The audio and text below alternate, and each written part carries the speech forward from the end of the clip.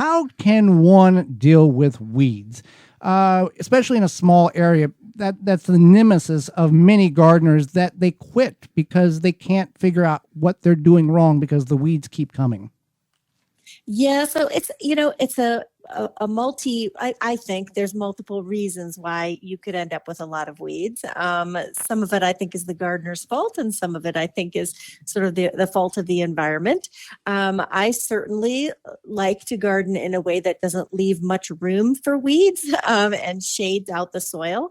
As you know, weed seeds need light to germinate, most of them. And so when we plant our vegetable gardens fairly densely, that blocks light from reaching the soil surface and really cuts down on weed seed germination.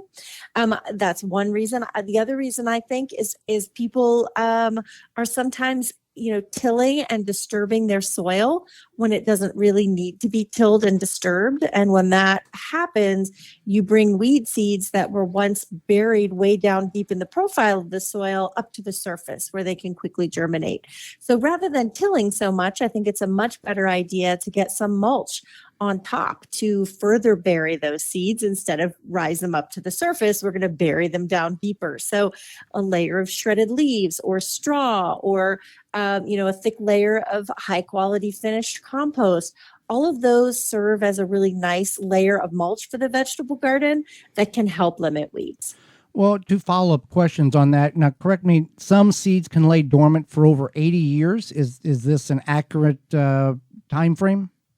Yeah, I mean, I don't know that that's the exact time, but it wouldn't surprise me if that was the exact time. And where does I have to till my garden, where does that mindset come from? Is that just my parents did it, my grandparents did it, so that must mean I need to do it? Is that absolutely? Okay. Yeah. I mean, I think it's just sort of like so ingrained in us that we have to go out with a tiller or a shovel and turn over the soil every spring.